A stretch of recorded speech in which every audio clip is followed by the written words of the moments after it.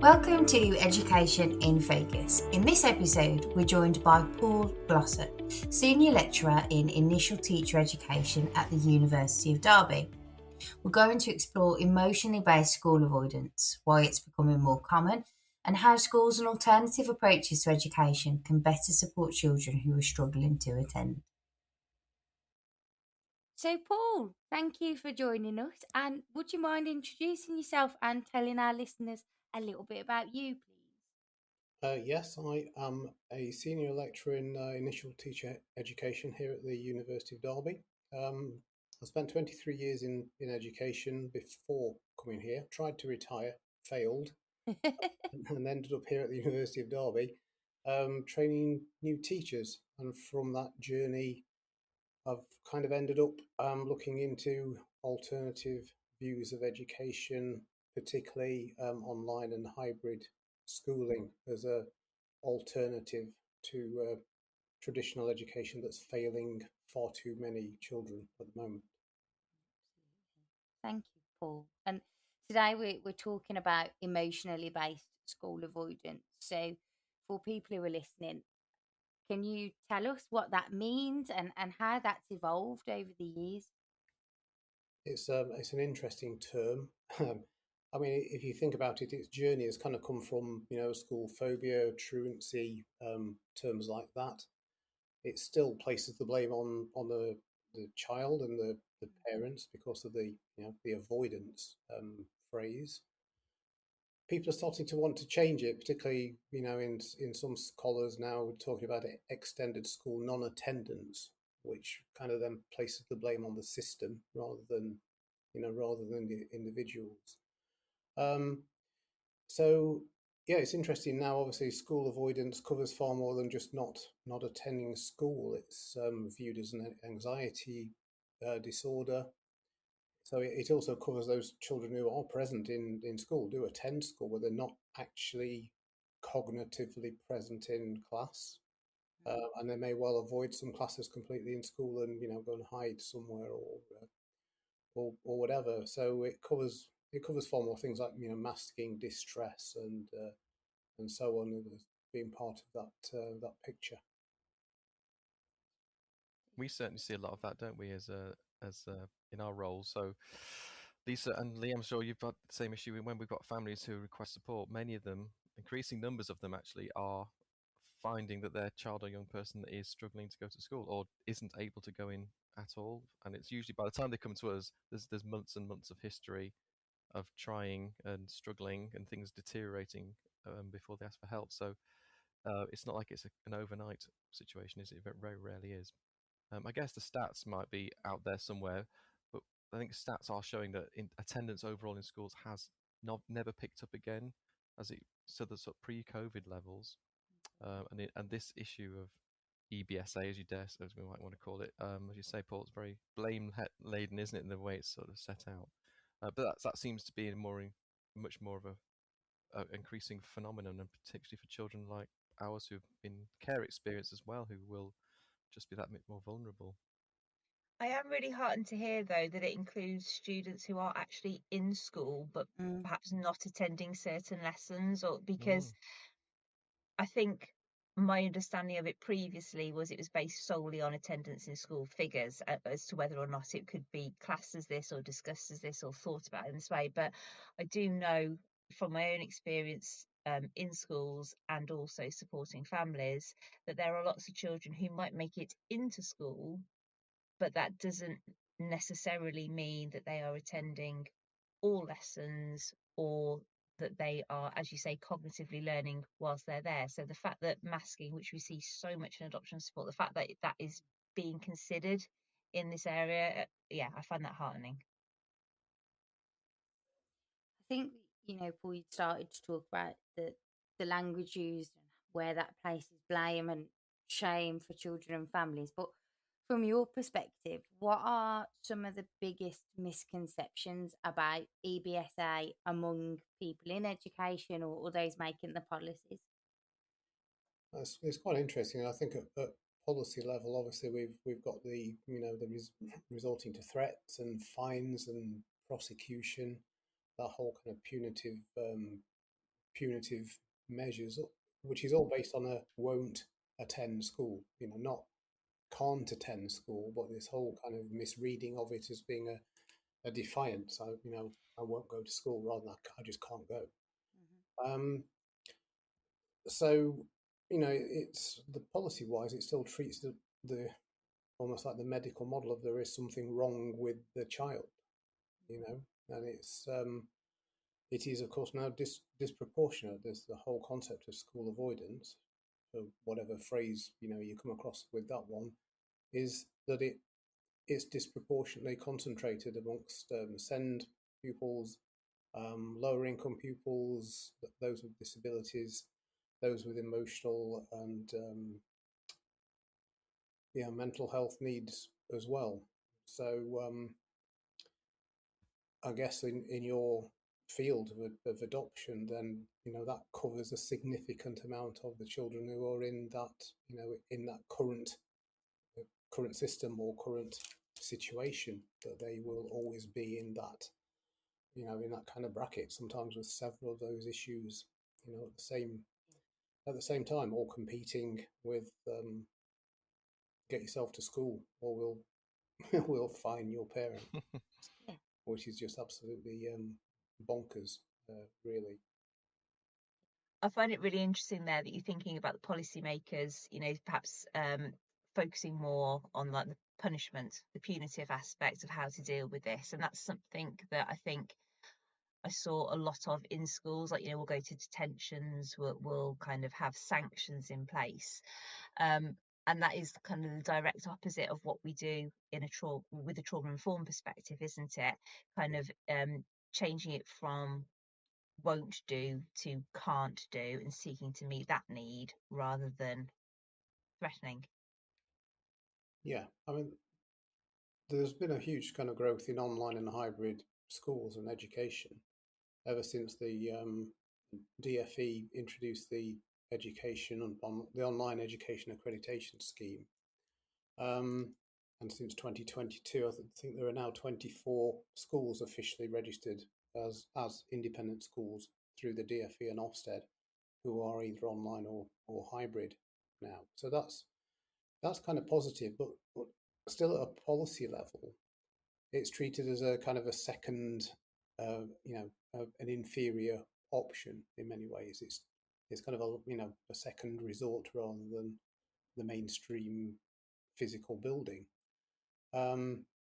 which is a shame. When we've seen a lot of the online schools, we've visited them, we've seen what go on and how they operate, and they are truly inspirational institutions in many cases. So I think in terms of attendance in school, it's kind of the wrong proxy, isn't it? It's measuring, somebody who's actually sat in a seat in a classroom as being classed as attendance, rather than are you actually attending in terms of learning something and taking part and enjoying school, enjoying education, which is the real kind of measure that should be the important one, I guess.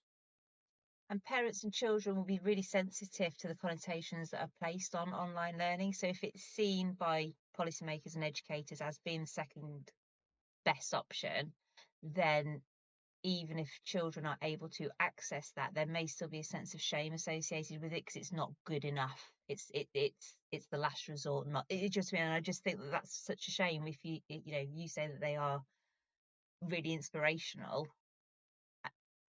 that should be good enough. Yes, they're very good at what they do. The issue still comes from the remnants from COVID. Everybody remember the phrase emergency remote teaching. You turn up online with, on Zoom or Teams with a PowerPoint, and the view is from many people in education and policymakers that is online education, and it's so far removed from what the real situation is in really good, well-designed online provision that it's quite scary. So people don't understand it. That's one of the first issues. They don't understand what real good digital and hybrid learning is. Maybe that's starting to change. It's interesting. We've got obviously more online schools which are accredited now by the DFE, and they're starting to spread worldwide and be be accepted into institutions like COBIS, Council of British International Schools, who are now taking online schools into their membership, and Pearson UK, the obviously the education people, who Pearson are, who have a specific online schools division now, and their conference has grown significantly. Yearly conference has grown significantly over time, from a few people to around 150 at the last one in London. So it's starting to become more accepted, more recognised, and people are starting to understand exactly what good online provision really is. This might be me being ignorant, Paul, but I need to ask the question: What does good online provision look like? What is it? It's all about design. So it's designed for belonging. And when you look at the really good online provision, it's designed from the inclusion and belonging side for the children, and not the timetable and the curriculum, which you probably see the design in a traditional school.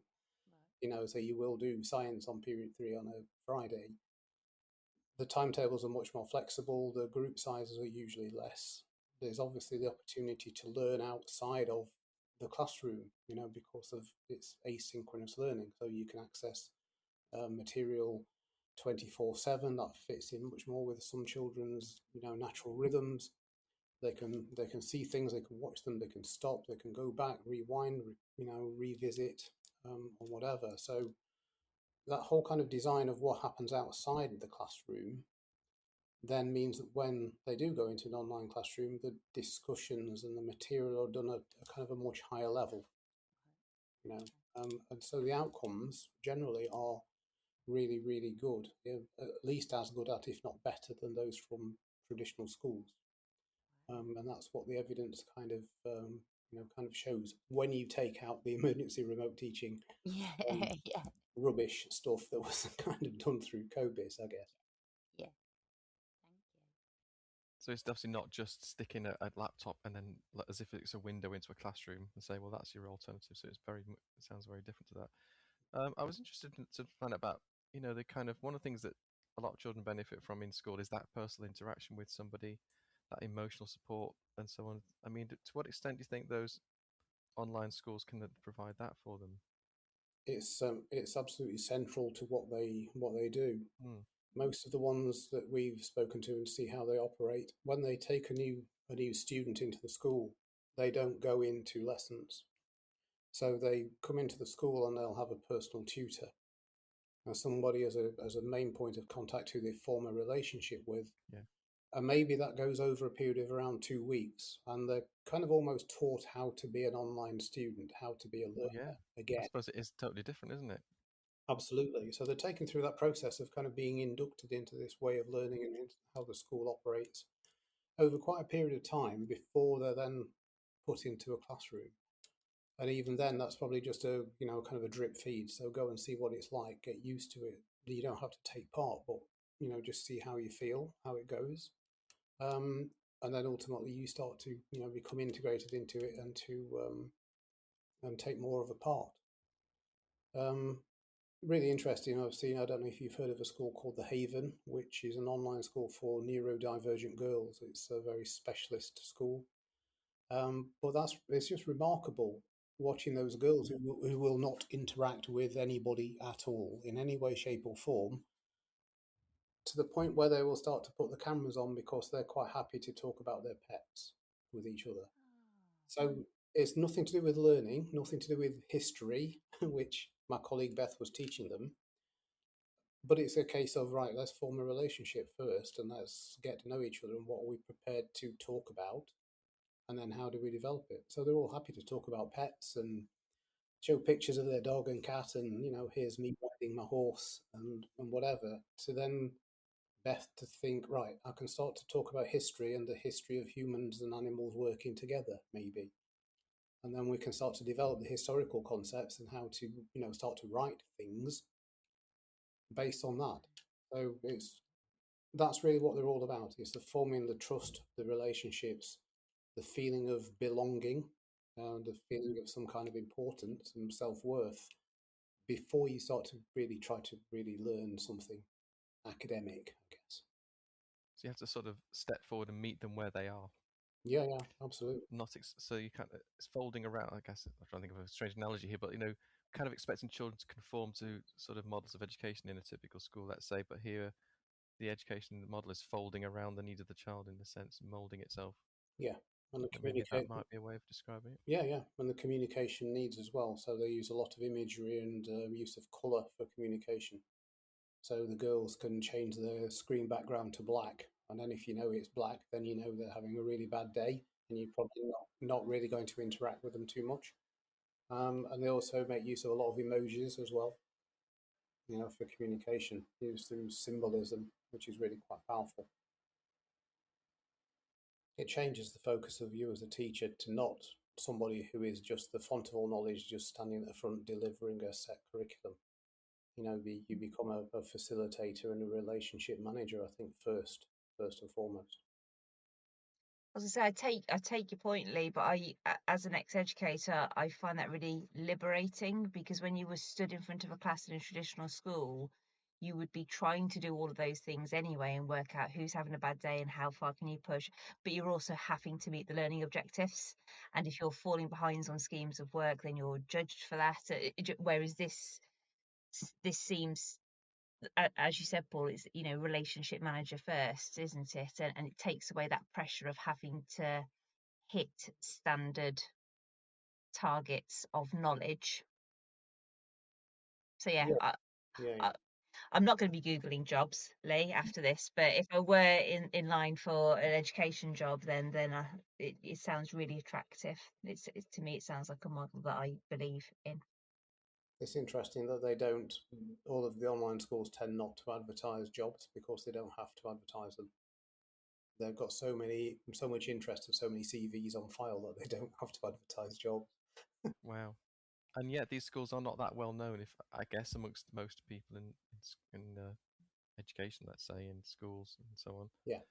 I guess is almost like a parallel world in which these people operate, and they know each other. Perhaps they understand the system a bit better. So, gosh. So do you expect this continues to grow? Can you see it growing further as time goes on? I think it will grow. The number of elective home educated children has risen significantly when you look at the statistics, and when you look at the reasons behind that, it's really quite interesting. You'd expect things like SEND and so on, but one of the biggest reasons given by parents is philosophy. Okay. Which is really interesting, that they've just had enough of the system. They're thinking, well, I can work from home, and my kind of partner can work from home. So why can't my children kind of learn from home as well? We can have a different, a better family life, through being able to do this. And then you've got the transient families. If you move, you don't disrupt the child's education because they're still in the same school. It doesn't matter where they are in the world. You can move around, and obviously then you've got the kind of elite athletes, those children who are really good at sport. They can't go to a traditional school. How does that fit around their training schedules and their competitions? Whereas if you're in an online school, you can do that. They take account of that. They customize the timetables. They build them around that particular child to match that schedule. So yeah, it's interesting. There's a lot of different online schools out there. They've all got their own ethos, their own kind of values. Some are very focused almost entirely on, let's get the child back into some form of learning, maybe even start to think about reintegrating into a traditional school at some point. So that's their kind of focus. They work a lot with local authorities.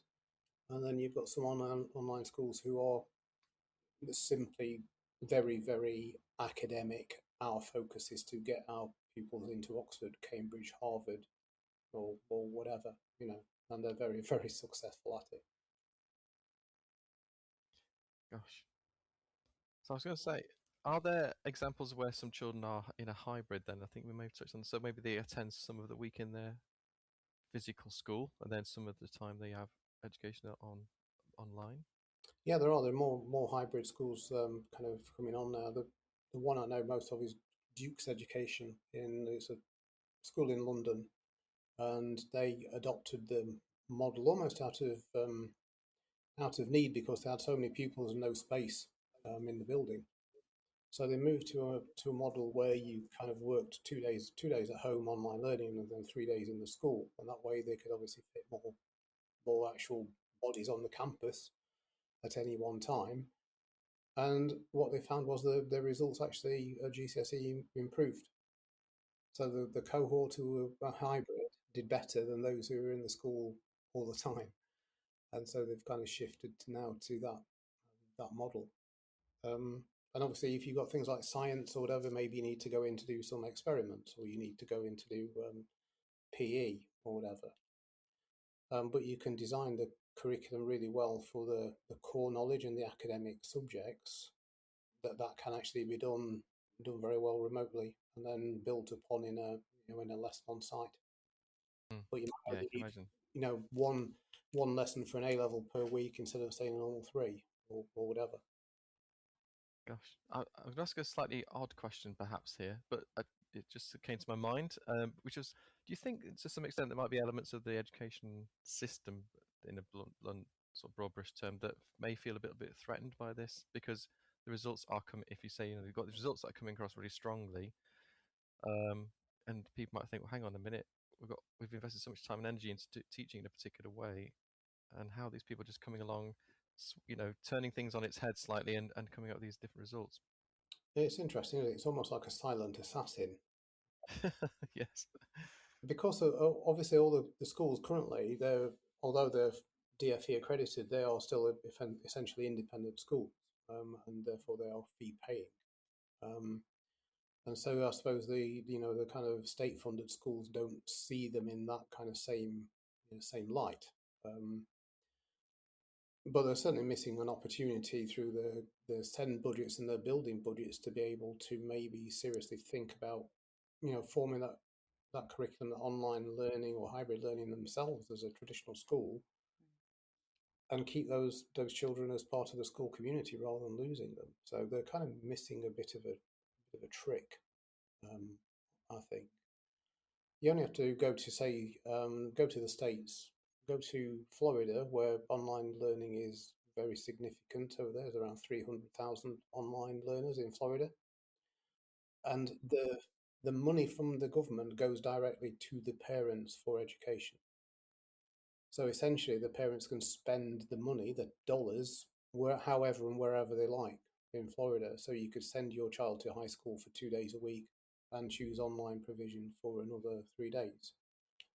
And just imagine doing that over in this country, how many people will just reject traditional school, maybe and go online. So it's an interesting funding model that they use. There's definitely kind of parent power. Yeah, it certainly is. Yeah, it would take a lot of courage, I think, to do a lot of the things you're talking about, because within the system we've got, those schools that want to then consider spending some of their SEM on, like say, capital budget on setting up an online provision would be seen as such a big departure from what's traditionally there. They may find they're not going to get a lot of support from colleagues around them because it's just not yet normal. Yeah, Converted commas. It's not something that we see, so they'd have to be kind of steadfast to their beliefs here, wouldn't they? And yeah, it's kind of not understood, as we've said before. It's not really understood, and it's like you say, it's not normalised. It's still treated as an outlier, despite being very effective and very potentially very effective for a number of pupils. Why would you want to lose a pupil from your school? Just keep them as part of the community. It'll take a lot to do that, but you just need a bit of a vision, I think. Yeah, and schools in collaborations and trusts potentially could create some provision, couldn't they, in parallel, so that to give it a sort of sense of scale. So we're trying to come up with solutions already to things around that. But yeah, it's absolutely fascinating, and I imagine lots of parents listening to this will be like, "Oh, we're sort of shedding some light onto a completely unknown area of education and schooling." So, I mean, I suppose another question might be, how do parents access, if your child goes to a mainstream state school, how on earth do you get any access to this kind of thing? Is it possible? It is possible through local authorities as for those online schools that are kind of classed as alternative provision, which obviously then you kind of can do, but that's the whole nightmare route, I guess, of SEND and EHCPs, or whatever, getting official diagnoses and so on. Which is, we know what that's like, and I'm sure there are parents listening who are in that process and are, trying to battle with a system which is almost set up not to help. And I've seen and heard so many, horror stories from parents who are at the end of their tether, trying to get help for their son or daughter. And ultimately, they've kind of found their way into an online school, and it's just been a complete revelation for them. It's like, my child is now my child again. Yeah, yeah. And I even think on another level, it's probably not that expensive, is it? I'm just thinking in terms of getting children into special schools, physical ones, is hugely expensive. And often local authorities end up sending them to independent or free schools, which charge exorbitant fees compared to if they've got LA ones. So I wonder if, I don't know what they charge. Many of these schools, I'm sure it varies depending on the kind of provision they offer, but I wonder if it is potentially a good value for money from LA's point of view. I think so. Yeah. I mean, the amount of money they must spend on ridiculous things like, what did I hear yesterday? I think it was a 5-year-old refugee child who had specific educational needs in terms of kind of health and well-being here in Derby. There was no schools in Derby could accommodate this pupil at all. So the local authority were paying for a taxi to Walsall there and back every day, for one 5-year-old. And that's just absolutely bonkers. How much money that actually costs compared to, okay, Yeah. And in those situations, they often have to put another adult in the taxi. You can't have a 5-year-old with just the driver. absolutely, yeah. Safeguarding implications and all sorts of issues. So you're paying for another person. Yeah. But how that shapes your Tens of thousands. experience as well as a 5-year-old of Yeah. education. Sorry, Liz, I think were you going to say something similar? I was just thinking of that poor little 5-year-old doing that commute every single day. I mean, I can remember some pretty long commutes before I worked predominantly from home, and it was nothing like that. Poor little child must be shattered. Yeah, absolutely. It's interesting now what, as I say, with what people are doing. I spoke about the Haven before. The Haven was set up by a wonderful lady called Kathy Wassell, who I know quite well. She's got 2 autistic daughters. She was going through the whole nightmare of education and the education system. She set up the Autistic Girls Network, which has now got some 30,000 members worldwide. And kind of following on from that, she thought, right, well, nobody's educating my girls, nobody's prepared to do it, so I'll do it myself and I'll set up my own school. Wow. So that's it. And there she is now with a with a specialist school for neurodivergent girls, and it's doing really well and it's growing, and yeah, it's fascinating to see. Extraordinary. Is there, I guess, slightly diverting away from where parents might be interested, but I was wondering from the university's point of view, from Derby, are you guys involved in some of the research into this as well and supporting these development of these schools? I am, yes. I guess other people are as well, but certainly it's my area of research interest. Digital and hybrid learning, and also AI, because you can't get away from the use of AI in education now. But yeah, that's my kind of area of interest, and I also know a few people who are involved in setting up online schools, and have done so, and that's kind of now their kind of job that they do. They help set them up. Gosh, so if I was a parent listening to this, I've been thinking, right, where do I go? If I want to Google something, is there somewhere that you can Google? I don't suppose it's in an organisation that has an umbrella covers them, or do you have to sort of search some of the names that you've listed today? There isn't an overarching umbrella, and that's something that has been talked about certainly at the last Pearson Online Schools conference. That there should be almost some kind of a membership of online schools. So so there's somewhere parents can go, which is right. This is my child. I want this type of school. What are the options out there? I guess the issue is that they're all independent and they're all fee paying, so they kind of have a little bit of I don't know, a worry about sharing things, as it were, because obviously they're commercial. Yeah. But we've kind of got to the point where we said, well, nothing ever grows and gets developed unless you're prepared to be open and transparent and share things, and that's starting to happen. So the biggest online school in this country is called Minerva Virtual Academy. That's grown significantly. It was an online tutoring business before COVID, and it then from COVID turned into an online school. So you'll find Minerva all over the social media. They publicise themselves really well. The first online school to be accredited was called Sophia High School, and I know the owner there, Melissa McBride, really well. So Sophia are fabulous. And then there's other online schools like Tute, TUTE. They do a lot of alternative provision and work with local authorities. Working with not just educating children, but also helping to facilitate getting them back into education, back into school. So really, it's at the moment it's just a case of searching, I suppose. Doing your kind of Google searches for online education, online schools, and then trying to find out as much about them and see what their actual ethos is and their values, and what they stand for.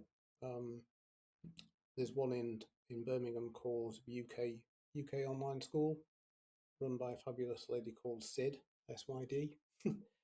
And Sid's school is purely for elective home educated children. And she will not go down the Ofsted and DFE accreditation route simply because her view is that all her parents have basically rejected the system. So she will have nothing to do with the system. So that's her philosophy, and that works really, really well. Yes, because Ofsted, of course, are still going to have their own handbook of inspection of what they consider good. Oh, well, certainly that's not the language anymore, but we know the language that they use in inspections is set out according to what mainstream schools are expected to provide. So yeah, trying to fit that into this model might not work very well, which may not be the fault of of course, that's not the fault of the schools. No, most of the that inspection process is really around safeguarding. So there's a lot of the focus on safeguarding, which isn't a bad thing, obviously. Yeah, absolutely needs to be there. So yeah, there's a big focus on safeguarding. I don't think, being harsh, but maybe some of the inspectors don't really understand digital learning, and they turn up at the school expecting, why haven't you got 50 children in the class who are just like listening to you deliver a PowerPoint? Well, we don't work that way. That's not how it works. Yeah, well, exactly. So that they won't, again, because there's so little experience out there of this way of approaching things. So there won't be the people with those skills necessary at the moment. So yeah, got to be careful, I suppose, before those judgments are made. I suppose maybe it's worth considering about parents who are currently dealing with this situation. Their child is in a mainstream school and they are in the midst of embattled. What kind of things can we offer, I suppose, between us here in this conversation in terms of what could schools reasonably be doing to support their children? that's a good question, isn't it? Well, it's interesting that in the kind of latest version of SEND documentation in schools, and in the latest inspection framework, it started to look at inclusion and belonging as being a big focus, which is a great thing. The statistics are really quite interesting. I can't remember who did the kind of survey, but it was a big number of parents and pupils, but there was some 70% of the respondents in terms of the pupils who felt like they did not belong in school. So they're there and they'll participate and they'll kind of do the things they're supposed to do, but they don't feel like they actually belong there. And ultimately, that's what it's about. It's about creating a place where there is a community, where there is a sense of belonging, where your identity is valued, where your culture is valued. And you can see that and feel it, and therefore you start to want to actually take part and learn and, be a, what's the word? Be a student, again. So you're not just performatively turning up, going to the classes, doing the homework, whatever. Keep your head down, keep quiet, Well, try yeah, not to get noticed. exactly, yeah. Absolutely. I find that statistic really sad because our children spend an awful lot of time at school, don't they? It's 6 hours a day, 5 days a week for the majority of the year, and we're sending them, many of them, into places where they don't feel like they belong. At least as an adult, if you don't feel that you fit the ethos and culture of your workplace, or you don't feel that you're vibing with your colleagues, you have the choice to leave, don't you? But yeah, I just find that a really staggering but also sad statistic. Yeah, it is. It is sad, isn't it? But yeah, the belonging statistics obviously are reflected more through the groups that you would expect. The SEND pupils, the English as additional language, um, refugee children, working class children. They're the groups who feel like they don't belong. I don't belong in this school. I can't see myself here. I can't see any reference to my home life, my culture, my background. Yeah, it's quite sobering. I'd love to find out where that research is, because it'd be quite nice to be able to put a link to that if we can into this podcast for parents to have a look at. I mean, it may not be very encouraging. It might just be depressing, but it's perhaps good to know that perhaps that their child isn't the only one feeling the way they feel, if that's what they're Oh dealing yeah, with. yeah, absolutely, absolutely not. Yeah. There is something that the government produced, or the DfE produced earlier this year, called "Working Together to Improve Attendance." I think it's called. It's available online.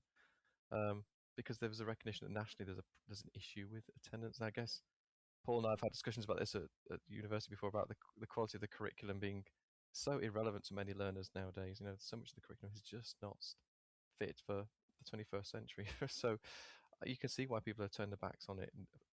In addition to just the thoughts of EBSA, but Well, I was going there in my own head because I appreciate that we've said, that there's been like a sharp uptake in EBSA, since COVID, but I'm wondering whether it started before that, or whether the problem started before that, because there were a lot of changes made to GCSEs, to A levels around the time that I started teaching, and were implemented over a long period of time, where it just got more academic, it got harder, it got drier. There was more to do in the same amount of time, and it was really targeted at those pupils who were the most academic. And a lot of the more vocational things were shifted out the way, or kind of not given the same status. And I just feel, yes, is what we're seeing now something to do with kind of like the after effects and the impact of COVID, but also is it just the fact that the curriculum is wrong for so many people? How can you feel that you belong in a school that is teaching a lot of academics things when you're not particularly successful at that, or it doesn't interest you, or you know what I mean? Sorry, I'm probably just standing on my little soapbox, but it's bothered me for a long time. I think many teachers in schools would be absolutely agreeing with you on that one, but they're just having to deal with it, Yeah. aren't they, and teach it at the moment, and still stuck in it. But go back to that document I was mentioning. I had a quick look at it to see what it's selling schools and local authorities to do in terms of improving attendance. And interesting, without reading the whole thing, it's got a sort of 5-step approach. Which starts with expect. So they're supposed to expect high standards of behaviour. Okay, of attendance, fine, that's no problem. Monitor, okay, keep a track of where your children are. Okay, that's absolutely fine. But then this goes listen and understand. Then the next one is facilitate support. And the next one's formalize support. And the very last one is then about enforce, where you need to maybe consider those. Now, I wonder, for parents listening to this, are they feeling that have they gone through that process? Did the schools do those steps before formal, or are we going straight to enforce, or are we skipping some of those other options? Because there are lots of things that can be done, can't they, to try and understand and support families. It's not easy. I mean, not saying it's easy at all for schools to do these things because the pressures they're under, but there are things that can be done. And so there are schools I've worked with where, in some of the cases, some families I've been supporting where they have been quite flexible and they have been keeping in touch. They've been where the young person's, for example, completely been unable to go in at all. What they've still maintained is some contact with that child every week. There's a phone call or a video chat. Just say hi. We're still thinking of you. How are you getting on? Not talk about school. It's not about that. It's not talking about anything to do with the school because that may not be appropriate and they can't deal with it. But it's just to keep them in mind. And then they've facilitated some kind of alternative provision where they go in for a little bit during the week. There's a little bit of going into the building, perhaps with no pressure, no expectation to do anything. So they're trying, I think, to try and come up with innovative solutions where they can. I think those things can work, can begin to make some difference, because it's about those relationships and the trust, isn't it? But whereas I have seen, unfortunately, others where it's been very much more hard. Responses have been much more, no, this isn't our expectation, get them into school. And the parents feel incredibly upset because they feel that they're being told off. And yet they know they've got someone who's literally crying and screaming or whatever is going on at the home. They can't physically drag them to the building, shove them through the door and run off. It's not possible. So there's a limit to what a parent can actually do, isn't there, in that situation? So I think this is where a lot of families are really currently struggling. But I'm just sort of saying that maybe those steps are worth considering because that's what they should be doing. Yeah, I think some schools will do it maybe quite well and certainly try to do it. And it is difficult. You recognise the budget constraints and the pressures that traditional schools are under. It is hard to kind of do some of that. And then, of course, at the other end of the spectrum, you've got the zero tolerance schools. And like you say, we don't care what the issues are. No excuses. It's a philosophical view of education, isn't it? Whether you want to send your child to a school that operates kind of zero tolerance. I wouldn't personally. Yeah, and the whole philosophy of education again goes back to the days probably of Michael Gove becoming education secretary, and then, as you say, changing the whole GCSE curriculum, removing the modular exams, gone, coursework gone, vocational subjects don't count in the performance tables anymore, so they might as well go. And what are you left with? You're just left with a dead white man's curriculum that you spend 2 years and then you do an exam and then you either pass it or you don't. Well, yeah, great. If that's your bag for education, then good luck with it. Personally, I'd rather send my child to a school that runs the International Baccalaureate. I think it's kind of just worth, because I know this and you guys will know as well, but it's worth kind of just making it explicit for people listening that many of the staff in school are there to help and to support and do care and are compassionate and will try and put steps in. But I can certainly remember as a teacher the absolute frustration that the mock test results would come in or the end of term test results would come in, and like further up the chain they're going, yeah, okay, we know that there are issues, but their expected target is this, they're not on track to get this, we're going to get judged on this, and we have no opportunity to explain why this is really good for this student. And it's that kind of compassion to the class, to the person involved, and that understanding, but then also schools and teachers still just being held accountable with no opportunity to explain, do you know what, this child experienced severe early life trauma, they have mental health difficulties, coming into school has been really difficult, they have made so much progress and has so much success in these areas. You're never given an opportunity to say that. Instead, it's kind of they should have got a 4 and they got a 1. So that's a big cross for you guys, and you will be judged harshly. And that's the frustration I think I have. Well, one of many frustrations I have with the system is there isn't that wriggle room at the far end to say actually this child has succeeded for them. Yeah, absolutely, because it's what we measure. What we choose to measure is what then dictates what success looks like. Yeah. Like Paul was saying, if you take out some of those other subjects, then you're not. If we measured engagement, or if you measured social skills or critical thinking, creativity, because those things are actually quite helpful in life to get through work and just cope with life in general as an adult. They're not measured. They're not easy to measure either, so we don't. We measure scores in tests because that's quite convenient, and then we can rank people and we can make judgments. And that does definitely skew the way things are. I mean, I suppose the only sort of slight hope is that at least in the current Ofsted framework, there's a huge amount of focus on SEND and inclusion. To what extent that helps to make things a little, to allow schools to feel that they can make those flexibilities without being punished for it. Because what schools don't want to be doing is bending over, to adapt for these learners to be then punished somehow, judged harshly for doing so. I think that's probably what they fear. Yes, it's interesting talking about that balance between accountability and the flexibility and the compassion, and that has actually been researched.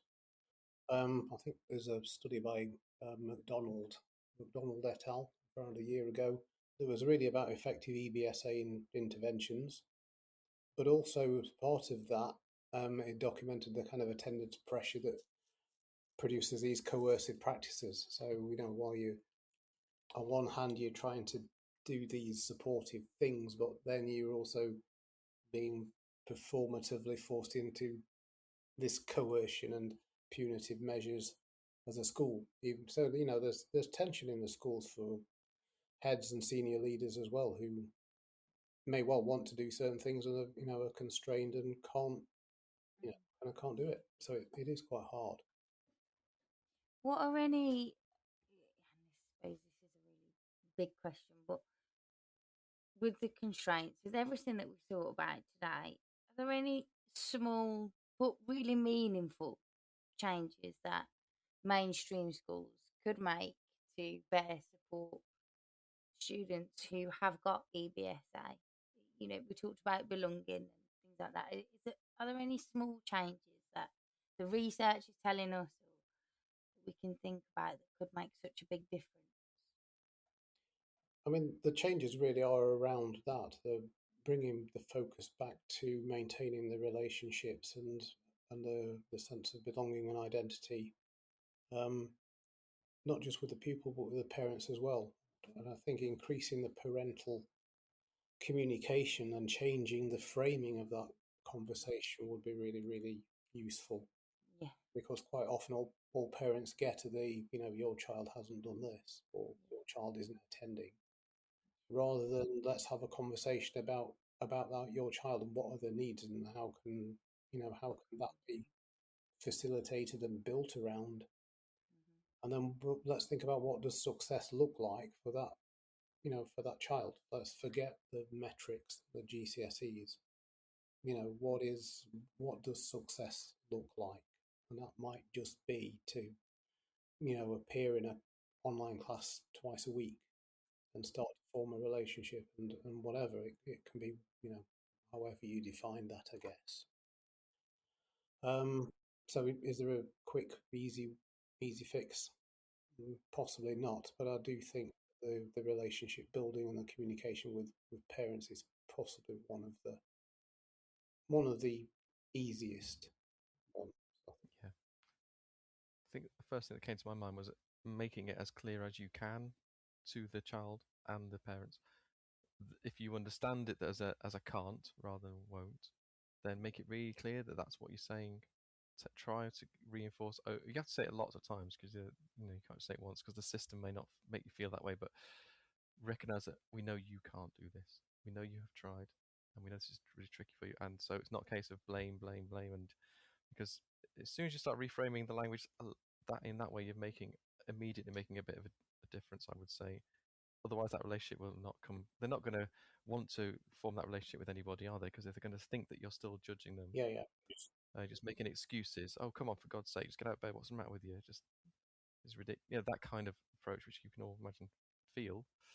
This is a very different thing. Yeah, absolutely. So I've also had, I say it's a little idea, I'm sure other people have thought of it, but I'm not even sure if it's possible within schools. But especially in secondary schools, it's really hard to feel like you belong when you're shifting between, say, 10 different teachers each week. And I'm wondering for many children when they do attend, or, if they might make it in, like, how many classes, how many different teachers are they expected to interact with? And that isn't helping with the safety and the belonging. So I'm wondering whether, a good approach for schools might be to nominate a key person that child spends their time with when they can come in, and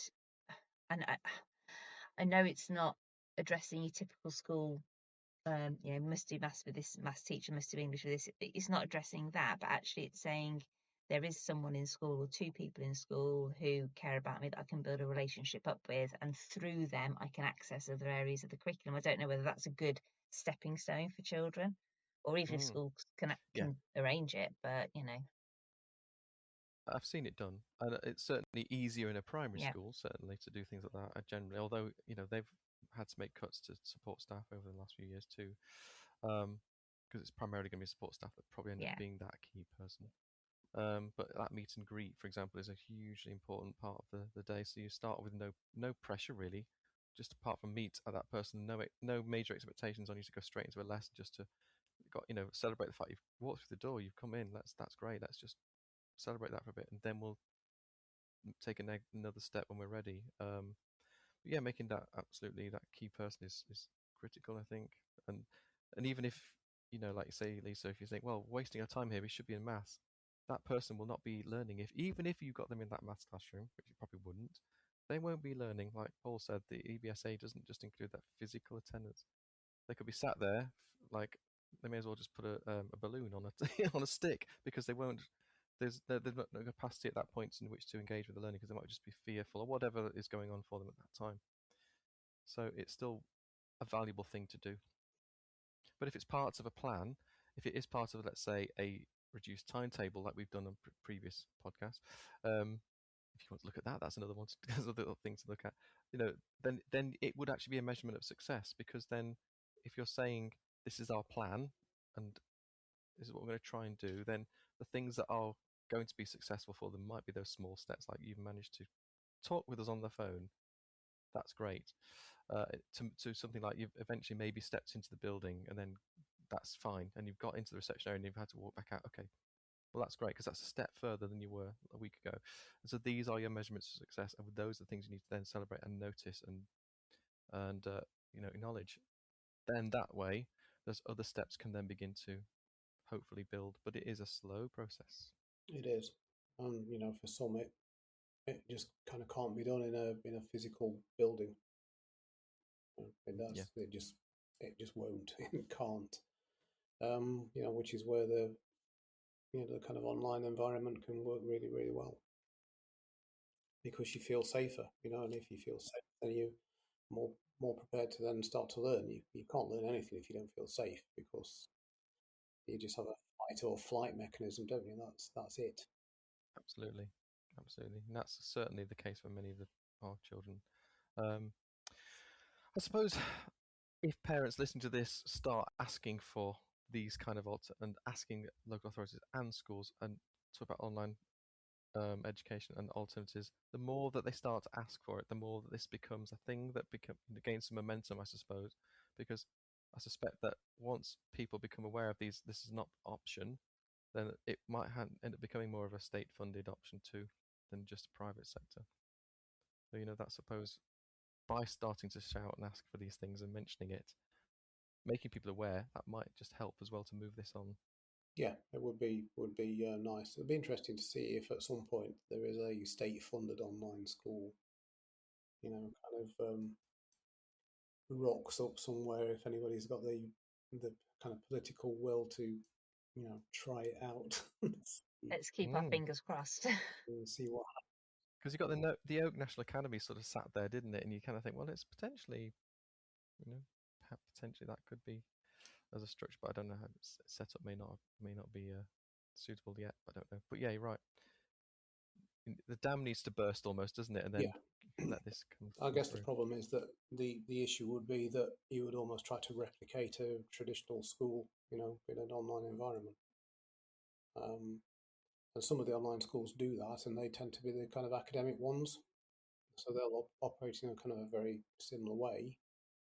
They have they have houses, they have a school prefect, they have a school magazine, they have chess club. It's just all done online, virtual. So they operate in that way. But others, again, like the Haven, are just very specialist, and like we know who our pupils are, and this is how we're going to operate and structure our curriculum and our kind of day. These are the expectations that we have. It really is a mindset shift, and I think also a lot of that is subconscious for people, because when we were talking about how you might find a school, an online school earlier, I was going to clarify by saying, yeah, find one that's close to you. Well, you don't need to, do you? But it is, I think, some of the mindset shifts that need to take place are quite subconscious. So it wouldn't surprise me if people try to set something like this up and then end up replicating your traditional school environment, when for many of our children that is not what is needed. It is something. The design needs to be different, and like I say, the good ones designed for inclusion and belonging. That's how the school's built. Well, not around. They need to go to Derby University and speak to Paul and get some sense of what the research tells them, so they can set up schools in a research-informed way using the evidence. Absolutely, yeah. I know several people who've set up online schools and are still kind of doing so and helping people to do it. So yeah.